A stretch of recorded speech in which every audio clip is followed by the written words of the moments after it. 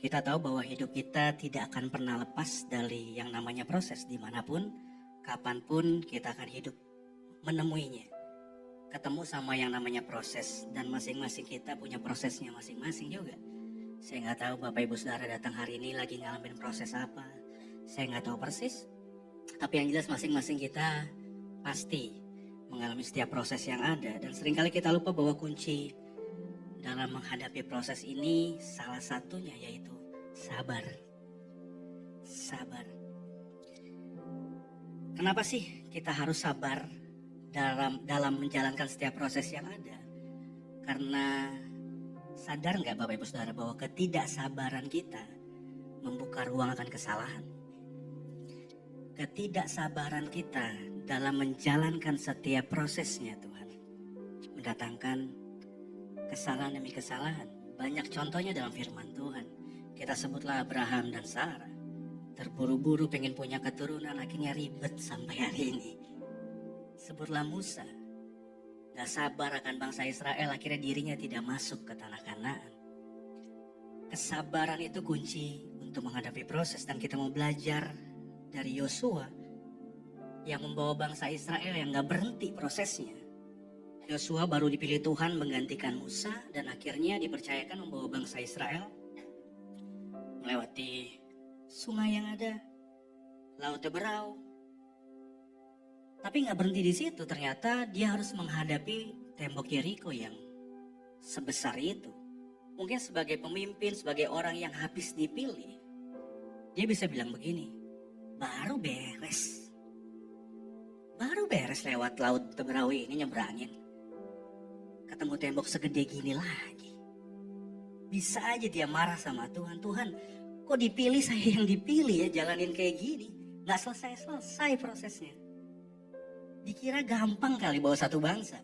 Kita aja bawa sekeluarga di mobil aja berantem melulu anak-anak kita.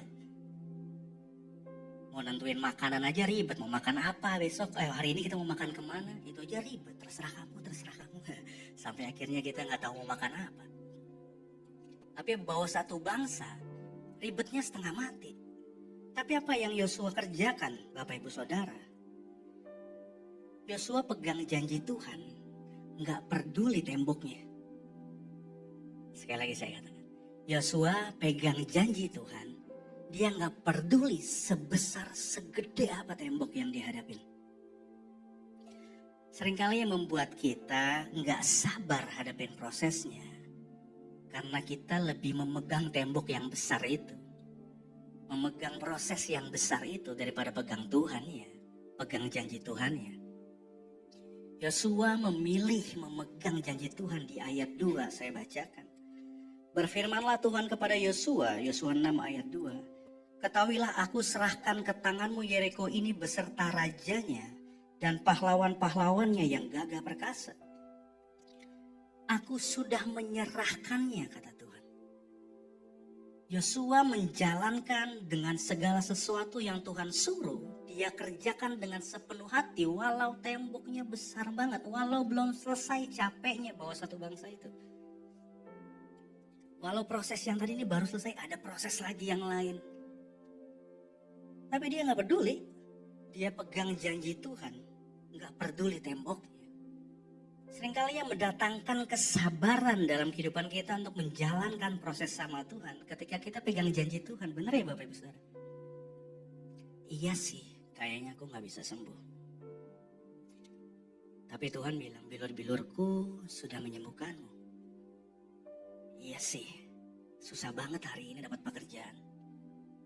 Tapi Tuhan bilang masa depanmu penuh dengan pengharapan.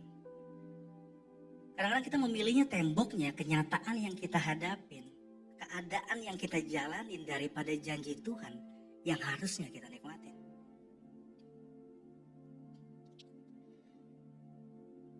Di pasal Yosua 2 ayat 15 tertulis bahwa tembok Yeriko itu besarnya sampai bisa dibangun rumah. Coba bayangkan, bagaimana bisa runtuh jika temboknya aja bisa dibangun rumah di atasnya. Enggak masuk akal. Mungkin Bapak Ibu Saudara sedang mengalami sesuatu yang kayaknya sembuh enggak masuk akal. Kayaknya saya berhasil enggak masuk akal. Kayaknya anak saya bisa bertobat Nggak masuk akal. Kayaknya suami saya bisa pulang ke rumah nikmatin kasih lagi bersama-sama dengan saya. Nggak masuk akal. Nggak masuk akal. Secara manusia tidak masuk akal. Makanya kita punya Tuhan yang mampu mengerjakan hal yang mustahil dalam kehidupan kita. Pilihannya ada di Bapak Ibu Saudara, mau pegang janji Tuhan atau mau pegang tembok yang besar itu. Ketika kita memegang janji Tuhan, disitulah kita sedang memfungsikan iman kita. Yohanes 20 ayat 29 tertulis, karena engkau telah melihat aku maka engkau percaya. Ini yang kerennya, berbahagialah mereka yang tidak melihat namun percaya. Belum melihat namun percaya. 2 Korintus 5 ayat 7 bilang ini, sebab hidup kami adalah hidup karena percaya, bukan melihat. Ketika kita hidup karena percaya, bukan karena apa yang kita lihat. Yang selanjutnya yang Yosua kerjakan, akhirnya dia bisa tekun menghadapi prosesnya dengan sabar menjalankannya, walaupun progresnya nggak kelihatan. Yosua sabar banget jalanin prosesnya, walaupun progresnya nggak kelihatan. Hari pertama dia putar, temboknya nggak ada satupun yang runtuh. Hari kedua dia putar lagi, tembok nggak ada satupun yang runtuh. Sampai hari ke-6, muter-muter tidak ada tembok satupun yang runtuh. Bisa aja kalau saya jadi Yosuanya, saya bilang, Tuhan udah capek nih 6 hari, satu kayak tembok runtuh biar semangat gitu. Kadang-kadang kita pengen gitu ya, Tuhan kelihatan dikit kayak biar saya lebih semangat lagi gitu.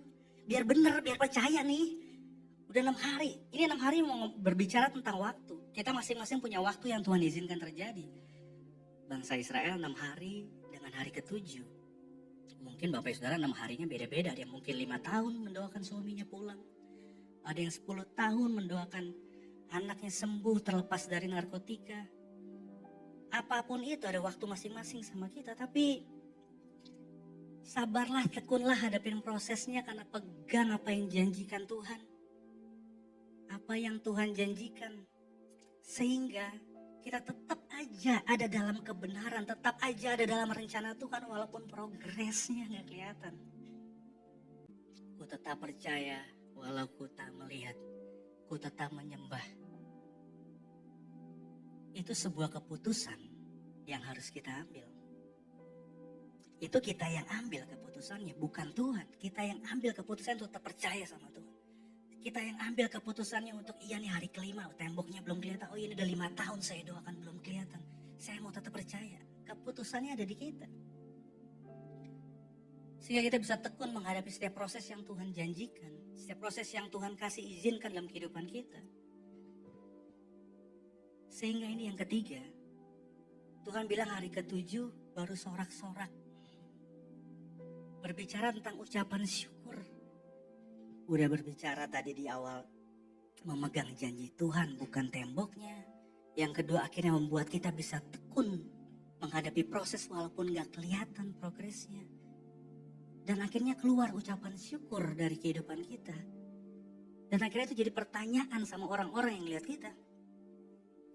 Doa lo gak dijawab-jawab, masih aja berdoa. Anaknya gak sembuh-sembuh, suaminya gak pulang-pulang, masih aja rajin berdoa. Mungkin banyak orang kan ngomong itu di telinga kita. Seakan-akan seperti sebuah penghakiman atau sebuah hal-hal yang ingin menjatuhkan. Tapi sebenarnya itu sebuah kesaksian.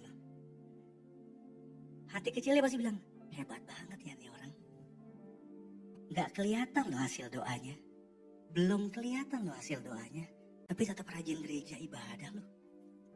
Padahal yang dia doain belum dikasih-kasih sama Tuhan. Ternyata jadi sebuah pujian yang keluar sehingga mereka pun bisa memuliakan Tuhan ketika kita sabar dalam proses. Saya berdoa buat Bapak Ibu Saudara supaya malam hari ini menghadirkan kekuatan tersendiri buat Bapak Ibu Saudara menghadapi setiap proses yang Tuhan izinkan terjadi. Sabar kunci menghadapinya. Karena kita hidup bukan karena kita melihat, tapi karena percaya. akan Tuhan yang terus mencurahkan kebaikan demi kebaikan dalam kehidupan kita. Yang seringkali kita nggak ngeliat, tertutup sama masalahnya. Tapi percayalah Bapak Ibu Saudara bahwa kebaikan Tuhan sampai akhir hidup kita nggak akan pernah berhenti sedetik pun. Nggak akan pernah. Dan janjinya tidak akan pernah satu pun terlewatkan. Karena dia Allah yang setia. Karena dia Allah yang pasti menepati janjinya dalam kehidupan kita.